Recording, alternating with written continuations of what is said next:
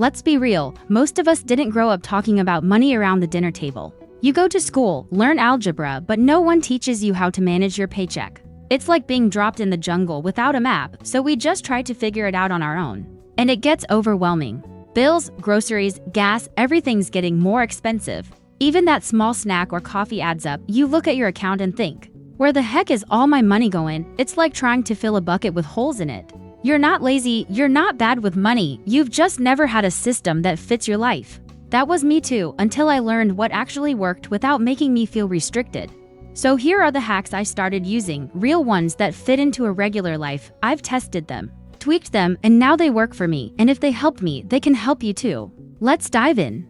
Ever feel like your paycheck disappears before the weekend even hits? Yeah, me too. But that was before I learned a few budget hacks that literally changed how I handle money. Hey everyone, I'm Bella. Welcome to the Money Talk channel, where we do real talk about smart money. If money stresses you out or you just want better habits, hit that subscribe button right now so you never miss tips that can actually change your money game. Quick note, this video is for educational purposes only. I'm not a financial advisor, but I am someone who's been in the trenches and climbed out. I'm about to walk you through 6 real-life budgeting hacks that I swear by. These are things I've actually used, nothing fancy, no complicated spreadsheets, and definitely no guilt trips. So grab your coffee, get comfy, and let's dive in. Track without overthinking it. Simple, right? This is all about ditching the pressure of perfect budgeting and just starting somewhere small. I used to run from budgeting because it felt like I was back in math class, homework, stress, formulas, but eventually I realized I didn't need to be perfect. I just needed to know where my money was going. It's like a food diary, but for cash. So every night, I'd open my notes app and quickly type what I'd spent that day, just a line or two. Gas, coffee, lunch. Then one day, I realized I dropped $140 on takeout in a week. That moment hit hard, and that's when things started to shift. It's like GPS for your money. If you don't know where you are, how can you expect to get where you want to go? Tracking helps you build direction without the overwhelm. It's the simplest way to get clarity without the pressure. Give every dollar a job. This is the golden rule that changed my money game. Think of your dollars like a team. Every member should have a task. It's not about control.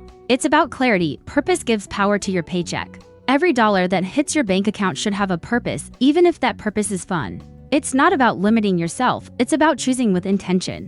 When you give your money a job, you stay in control. You stop wondering where it all disappeared to. I used to just wing it and cross my fingers I wouldn't overdraft. Now, when my paycheck hits, I plan it out. $300 for rent, $150 for groceries, $40 for fun, $20 to savings. Done. It takes 10 minutes and saves me from so much stress later, honestly. It feels like building a strong fortress before going into battle. It's like telling your money where to go instead of wondering where it went. That feeling of control is empowering. You stop playing defense and start playing offense with your budget. It's a total game changer. I used to break my budget into dry, boring categories like utilities or miscellaneous. Now, I've ditched that completely. I use something way more intuitive. I call them life buckets. Survival is everything I need to live: rent, groceries, fuel. Future me is about building like savings or paying off debt. Fun me is all about joy: brunch, books, streaming. It makes budgeting feel like self-care, not punishment. Seeing things this way changed everything. Now, when I buy something fun, I don't feel guilty. I know it's part of the plan. It's like giving every dollar a job. But with purpose, my budget finally feels like it fits me. So now, when I spend $60 on dinner, I don't stress. I just think, hey, that's my fun me bucket at work. It keeps things balanced. And honestly, that mindset is a game changer. I used to miss bills all the time, not because I didn't have the money, just because I forgot.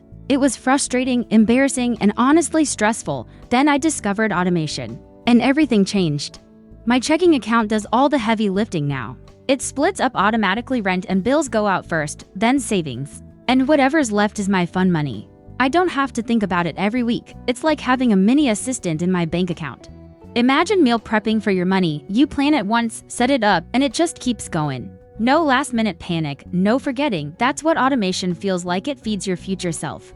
Set it up once, and it takes care of itself. You'll never worry about missing a payment again. It's one less thing on your plate. Honestly, it gives you peace of mind you didn't know you needed. Budgeting doesn't mean no fun. It actually means more intentional fun.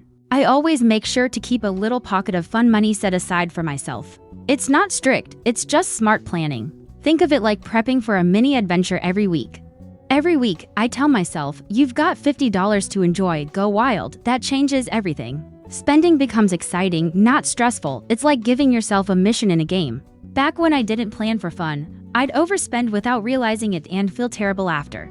It sucked the joy out of even the best treats. Now that I've got a plan, I can enjoy every little indulgence guilt-free. Even a simple coffee or movie feels like a reward. Having that little fun budget changed my mindset. I feel more in control. But I'm still having a blast. It's like upgrading life with a mini adventure every week, all without the guilt. Build a buffer, not just savings. That's something I learned the hard way. I used to think my emergency fund was enough until life threw a curveball I didn't see coming. Having a buffer is like carrying a parachute when you're skydiving. It's not about if, but when. Emergency savings are critical, sure, but I also keep a small buffer account. Like a financial airbag for mini disasters. It's not for big life stuff. It's for those UHO moments, like forgetting a bill or sudden pet expenses. Just having that little safety net makes all the difference. This isn't your retirement fund, it's just $300 that stays put. It doesn't grow, it doesn't move. It's just there for when you mess up or forget something like, oops, forgot my car insurance was due, or oh no, vet bill again. That little pile of cash can really save your peace of mind. That buffer keeps my main budget clean, no more shifting money around and stressing out.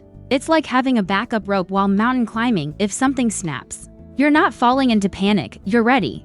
So let's do a quick recap. Track your spending casually, give every dollar a job, budget in life buckets, automate your essentials, make fun part of the plan, and keep a buffer for those UHO moments.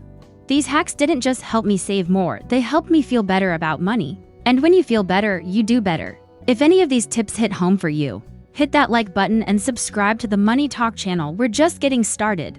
What's your #1 money struggle or trick that helps you stay on track? Drop it in the comments. I read them all and reply. This is Money Talk channel, real talk, smart money with Bella. Thanks for watching. Take care of your coins and yourself. I'll see you in the next one.